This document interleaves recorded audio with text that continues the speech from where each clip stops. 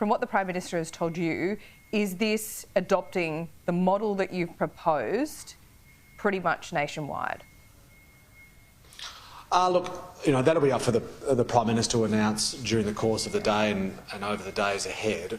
But what he did make clear to me yesterday, and this has already been referenced in the news release that the federal government has put out, is that the French review has very much informed their position. And what the French review proposes is a legislative framework that puts a positive duty and obligation on social media services to ensure that children aren't getting access to their platforms. And that makes sense. There's a lot of detail that sits within that report. It's 276 pages, and I think there is a document there that gives the federal government and the parliament the ability to run with. I mean, even if it was above 14, above 16, and then children were essentially allowed to go on social media, why the threshold there? And, I mean, I don't want to get too ahead of ourselves, but the algorithms are a big problem as well. In this legislation, should we be going that next step as well, so that the social media companies cannot feed harmful content through their algorithms without any oversight to teenagers, even if they are 16 or 17 or 18? Look, I've always had the view, Laura, that politics is the art of the possible, but at the same time we've got to put in place a framework, or any legislative effort to address this challenge needs to be able to be implemented and enforced. Yeah. And what Robert French, the former Chief Justice of the High Court, was very keen to make sure is that his recommendations reflected something that could be practically delivered, that could be enforced by an independent regulator.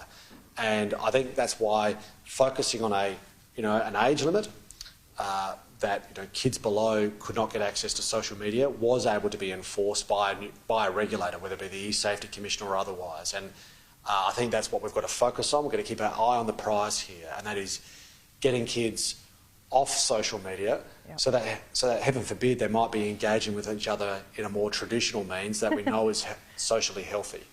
That's right. What about the time frame here? Just quickly on that. I mean, why do we have to wait to the end of the year? I know there are complications, but you were willing to do that in a tighter time frame. Why the end of the year? Oh no, we actually think that the end of the year is a pretty good time frame. So up until the announcement from the Prime Minister this morning, what we said on the weekend was we released this report. We were going to go out to public consultation with the view to get legislation refined from the model that French proposed. I mean, where are we? We're September now. Yeah, footy finals. Before we know it, it'll be Christmas. Yeah, before we know it, it'll be Christmas. So trying to get this through the federal parliament by the end of the year, I think, is pretty ambitious, and I award that ambition because it reflects the challenge and the urgency of the matter here. And I also welcome the fact that, for all intents and purposes, I understand that this is a proposition that's got bipartisan support. So indeed, hopefully we can get it done by Christmas. One of the rare areas. But what about those teenagers that are already on these platforms? Is it going to be hard to kick them off? Look, I'm sure that represents a challenge, no doubt. But, we're talking about 12, 13-year-old kids, Laura. I mean, if we know that this is a product that is doing them harm, then we've got a duty to do something about it. Indeed. And it seems like an extreme comparison, but I've likened this to, for cigarettes or drugs or alcohol.